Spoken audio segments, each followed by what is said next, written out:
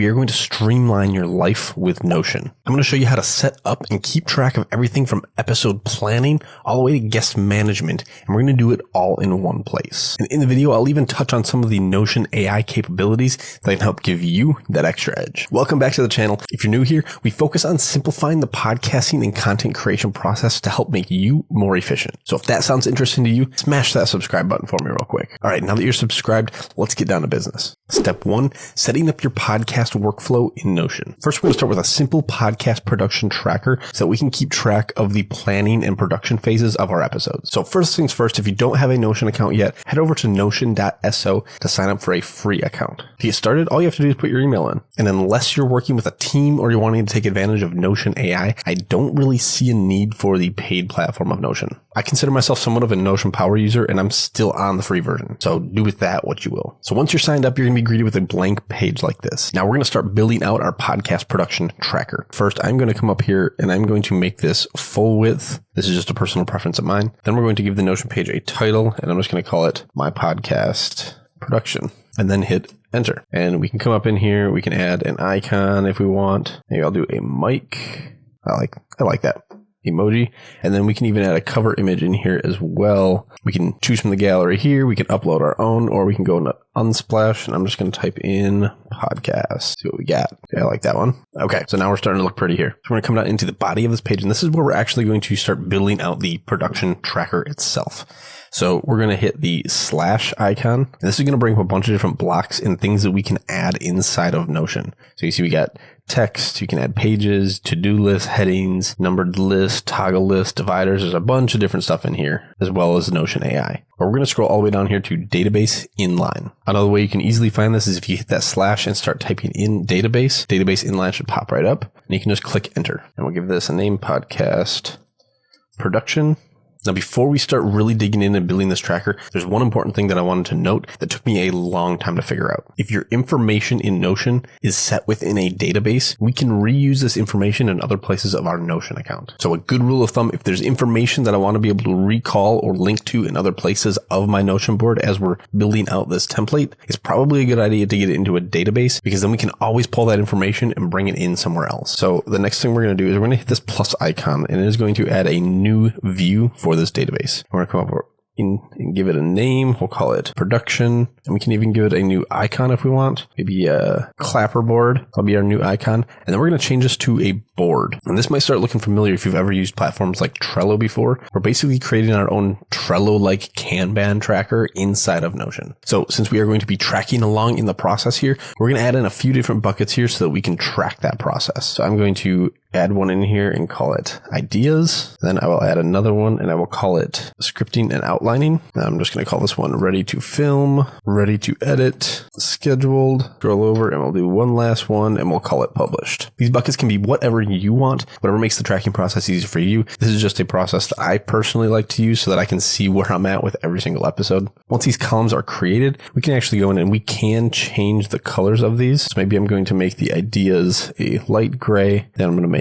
scripting and planning orange, ready to film red, like a record button, ready to edit, let's say yellow, scheduled is blue, published is green, because green is awesome. Green is good. Again, these can be whatever colors you want to make them, but you get the idea of what you can do here. So let's add a couple episode ideas. So we're going to come in here and we're going to talk about organizing your podcast with Notion. Okay.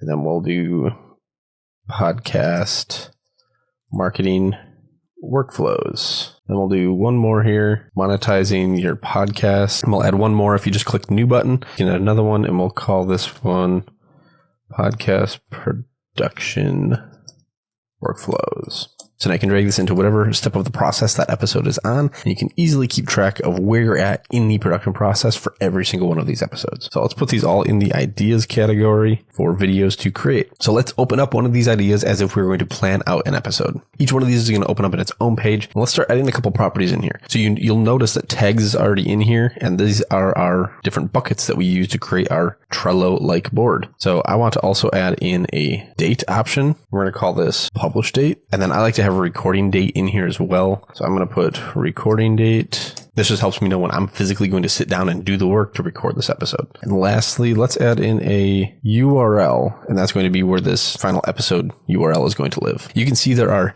a ton of different options. There are the AI suggested ones, text and numbers and selects and status and all kinds of different stuff in here that you can add as properties to this card. And one really nice thing to know, if you do add them here, they do get added to all of these other episodes as well. So they're automatically going to be there. You don't have to rebuild these out every time. So pretty nice. And lastly, with the properties set, you can just come in here to this bottom section, start with an empty page, and here you can start planning out your episode. Now, as you're planning out your episode, this is where you can actually take advantage of some of the AI tools built directly into Notion, and they're pretty powerful. So to do that, you're going to hit that slash, and then we're going to scroll down to Notion AI. And here you can see Ask AI to summarize, continue writing, summarize. Then we can hover over See More. And these are all the different ways that you can use AI inside of Notion. And I really like this for planning out our podcast episode because we can brainstorm ideas directly in the card here, or we can simplify the language or change the tone of our script, and we can have it write information for us. If you are a new user to Notion, you likely get a trial into Notion AI to see what it's all about and play with it, but it is a paid offering in the end. If you do want to add Notion AI, it will be an additional $8 to $10 per month, depending if you do annually or monthly. Just thought I'd throw that in there. So just like that, we have a very simple tracker that we can use to track where we're at in the podcasting process. Maybe this one we're currently scripting, this one's already ready to record, and this one, we got this one scheduled because we are on top of it. All right, step 2, setting up your guest list. With our podcast production workflow finished, now you should be able to track where you're at with every single one of your episodes. But what if you have guests for your episode? That comes with even more information to track, like guest email, social media handles, maybe some additional notes or things that the guest is working on. We want to be able to keep track of all that inside Notion as well. So we're going to create another database completely dedicated to your guests. So we're going to click up into the title and just click enter a few times. This is just going to give us a few extra spaces in here.